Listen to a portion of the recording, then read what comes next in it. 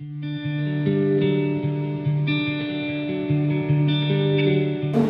Concept ہیں جو جہاں پہ شیئر کیے جا رہے ہیں. ٹائٹل آف فلائر بھی تھے کہ جی ٹالرنس، ایکسیپٹنس اینڈ پیس. یہ تینوں ہی ایک دوسرے کا کانسیکوینس ہے.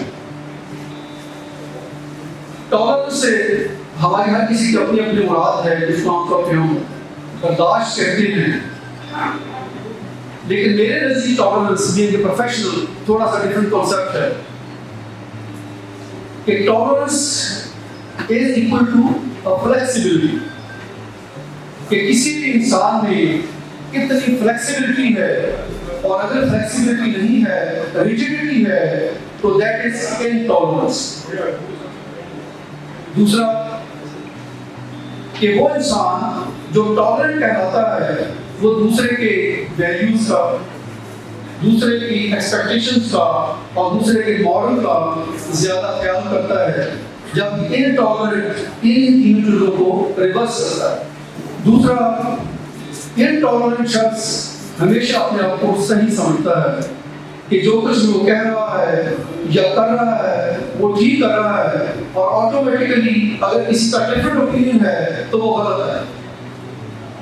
جبکہ میرے نزدیک اگر میری بات ٹھیک ہے تو دوسرے کی آٹومیٹیکلی کیسے غلط ہوگی؟ وہ دوسرے کے ویو پوائنٹ ہے، ایک تیسرے کا ویو پوائنٹ ہے. میرے نزدیک اگر کسی کا ڈفرنٹ اوپینین ہے تو that is a view to see one thing with a different meanings. کہ ڈفرنس شوڈ بی اپریشیٹڈ، کہ میں نے ایک چیز کو ایک نظر سے دیکھا، دوسرے نے اس کو دوسری نظر سے دیکھا، تیسرے نے اس کو تیسری نظر سے دیکھا، تو that is complementing to the one thought. تو وہ مسٹ ریسپیکٹ ایز اف میرا تھاٹ ہے ایسے ہی دوسرے بندے کی تھاٹ بھی اپنی جگہ پہ صحیح ہے. لیکن ہم ثابت کرنا چاہتے ہیں کہ صحیح بھی میں ہی ہوں اور دوسرے کو غلط بھی میں نہیں ثابت کرنا. تیسرا، انٹالرنس کی وجہ ہائی مورل گراؤنڈس یا اسٹینڈرڈس، وہ ریلیجیسلی ہوں، وہ پولیٹیکلی ہوں، وہ پرسنلی ہوں، کہ میں یہ سمجھتا ہوں کہ جو میری بات ہے وہ ہائی مورل اسٹینڈرڈ پہ ہے، جس کو جو بندہ میچ نہیں کرتا وہ صحیح نہیں ہے، وہ غلط ہے. تیسرا جو آپ کا شبہ ہے، جیسے سر نے بھی ذکر کیا، کہ ایک ہے دلیل سے بات، ایک ہے جذبات سے. بھی جب بھی وہ بات ہمیں ناپسند ہوتی ہے تو ہمارے لیے وہ جذبات جنریٹ کرتی ہیں جو کہ موسٹلی نیگیٹو فیلنگز ہوتی ہیں. ان نیگیٹو فیلنگز کو میں نیگیٹولی رسپونڈ کرتا ہوں، رادر میں اس کو ریئیکٹ کرتا ہوں. جبکہ میرے نزدیک نیگیٹو کا ریئیکشن اگر نیگیٹو ہے دیٹ پوٹینشیل کا نیگیٹیوٹی.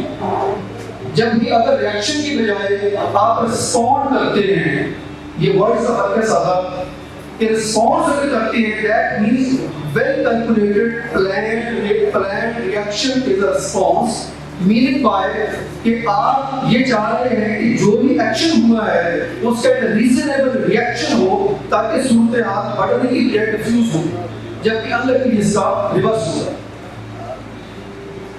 دوسرا حصہ اس کا ہے ایکسیپٹنس.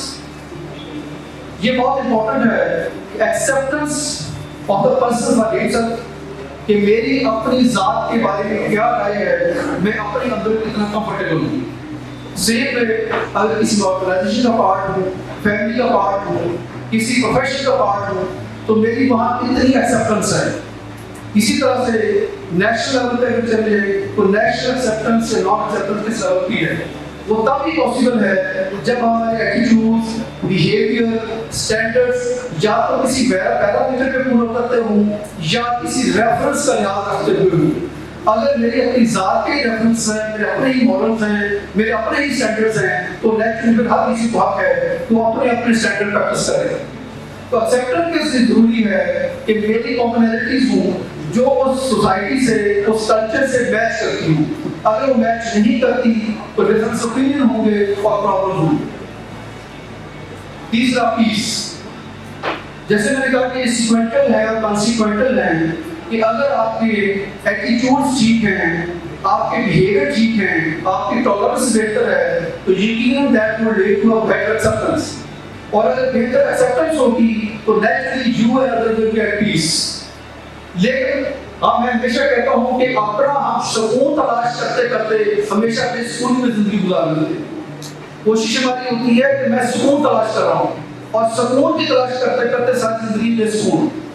دوسرا, میں اپنے سکون کے لیے 10 لوگوں کا سکون برباد کر دوں, 100 کا برباد کروں, مجھے کوئی فرق نہیں پڑتا.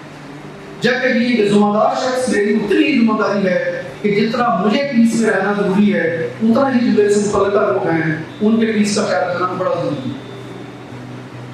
اب تھوڑا سا تھیوری سے ہٹ کے جو پریکٹیکلی ہمارے چیزیں ہوتی ہیں ان کو آج کرنا چاہوں گا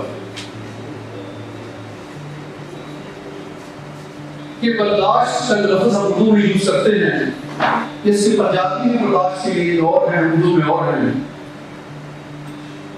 مختلف اس کے یوز ہیں کہ جیسے کامنلی ہم کہا جاتا ہے کہ میری وقت برداشت جواب دے دی, میں تو اب مزید برداشت نہیں کروں گا.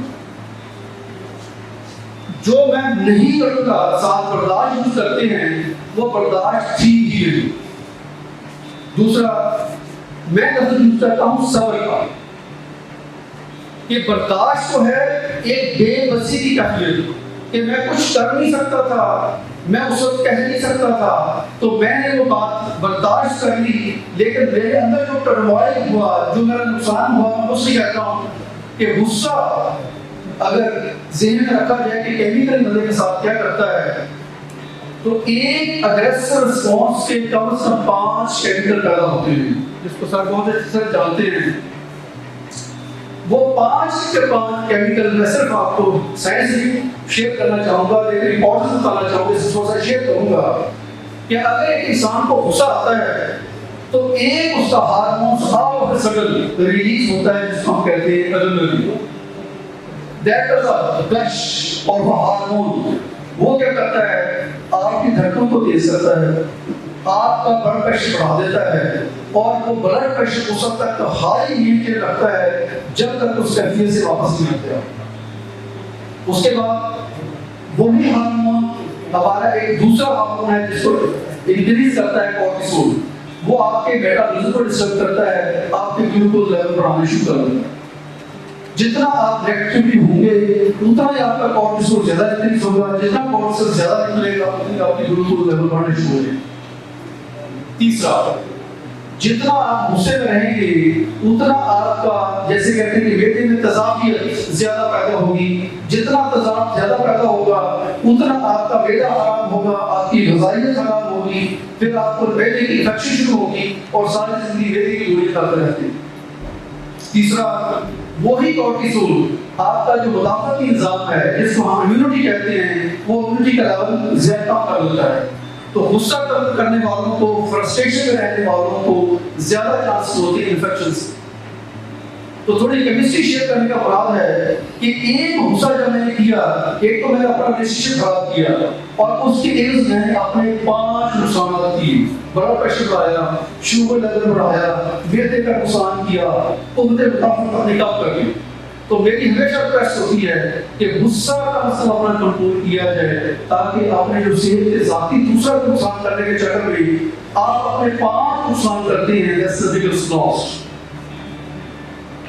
دوسرا, اکثر کہا جاتا ہے کہ جی میں کسی کی غلط بات برداشت نہیں کرتا, تو سر بھی ہمیشہ کوٹ کرتے ہیں تو غلط ہی تو بات برداشت کرو گے, صحیح کا آپ نے کیا برداشت کرا, تو صحیح ہے. تو میرا کام یہ ہے کہ میں نے کبھی غلط بات برداشت نہیں کی. دوسرا امپورٹنٹ کہ میں کبھی جھوٹ برداشت نہیں کرتا.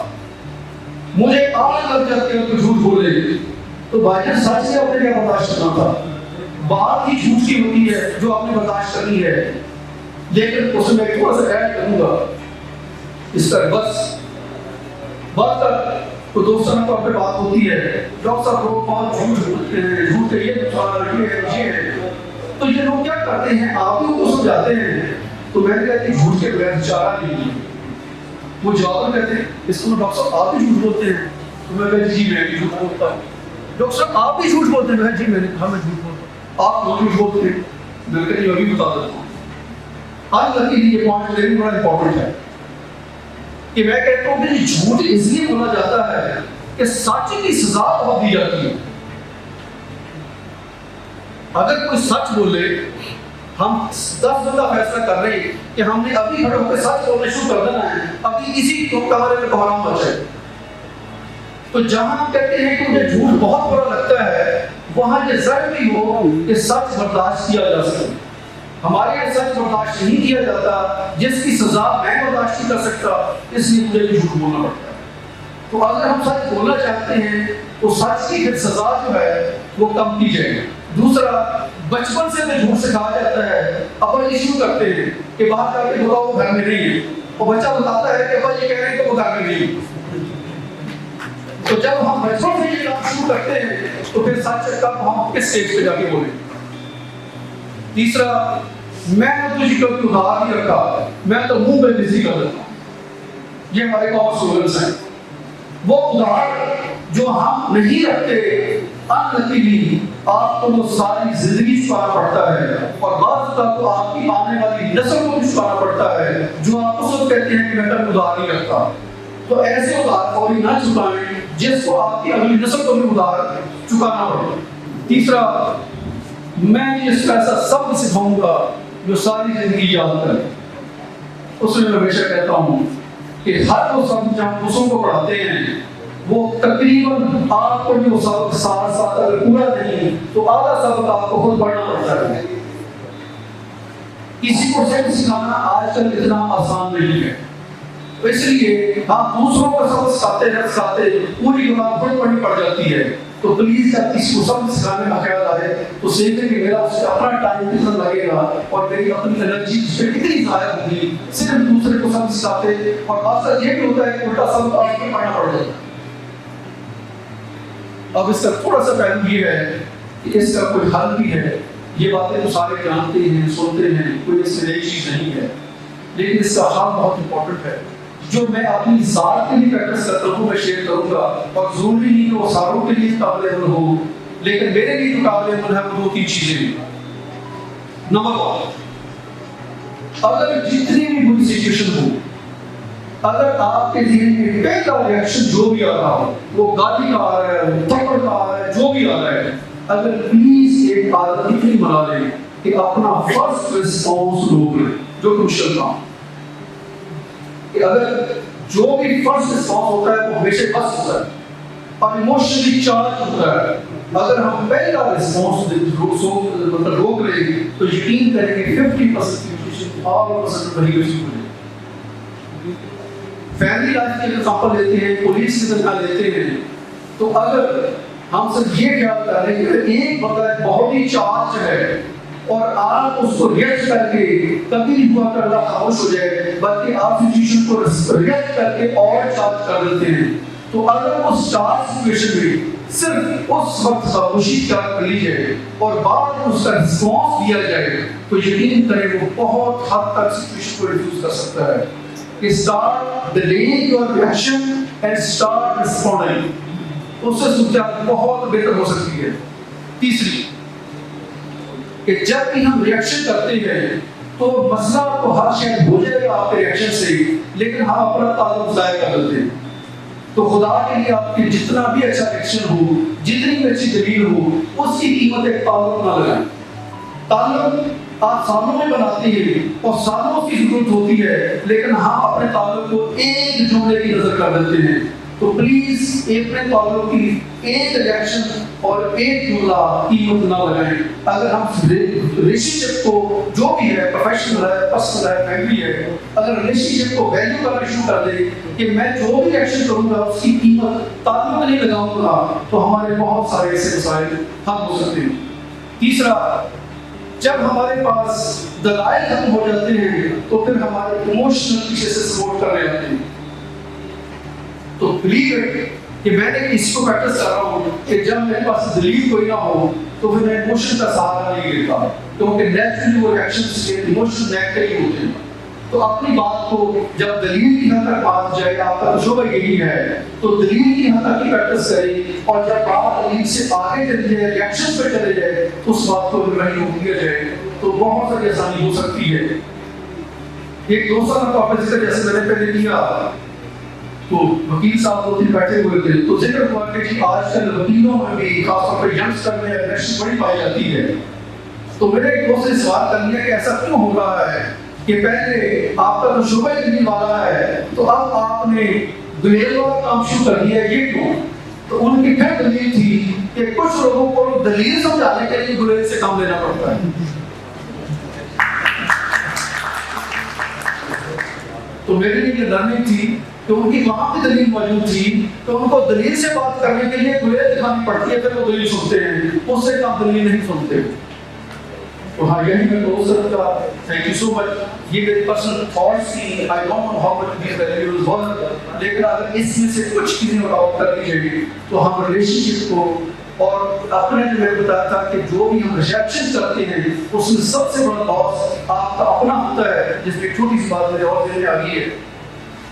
میرا شعبہ کیونکہ ایسا ہے جس میں ہمیں شکریہ بھی لوگ ادا کرتے ہیں اور ننگی گالیاں انسانوں کو ملتی ہیں, اور بات کا روان ہوتا ہے مریض گالی دینے شروع کر دیتا ہے تو میں چپ کر کے اس کی سنتا رہتا ہوں. سننے کے بعد جہاں بات کر رہے ہیں اسی دوبارہ شروع کر دیتا ہوں. تو جونیئر کہتے ہیں صاحب ننگی گالیاں دے رہا تھا, آپ چپ کر کے سنتے رہے. تو میں نے کہا جی کیا مجھے جوابی گالیاں دینی چاہیے تھی؟ نہیں.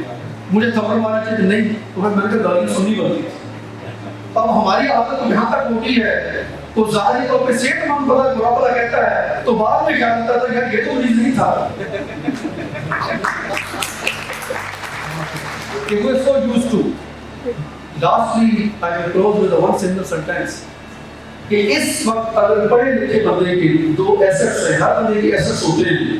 اگر پڑھے لکھے بندے کے ایسٹس ہیں تو ایک ہے مینٹل ہارمنی یا ذہنی سکون یا مینٹل پیس, اور دوسرا ہے اس کا ٹائم. یہ پھر اپنی پریکٹس بتا رہا ہوں. ان دو ایسٹس کو پلیز ضائع نہ ہونے دیں, اپنے ذہنی سکون کو اور اپنے ٹائم کو. اور اگر میری جو اسٹیج آ جائے ان دو چیزوں پہ اگر کوئی داؤ پہ لگائے تو میں اس بندے سے فوراً واضح کر لیتا ہوں کہ اگر اس بندے کی بات میں نے ریئیکٹ کیا وہ تو اس سے کرے گا 1 منٹ بعد, لیکن میرا وہ 2 منٹ خراب کر دے گا. وہ ٹائم بھی گیا, ذہنی سکون بھی گیا, اور وہ ٹائم کسی کام نہیں رہا. تو please value your time and value your mental peace and mental comfort. Thank you very much.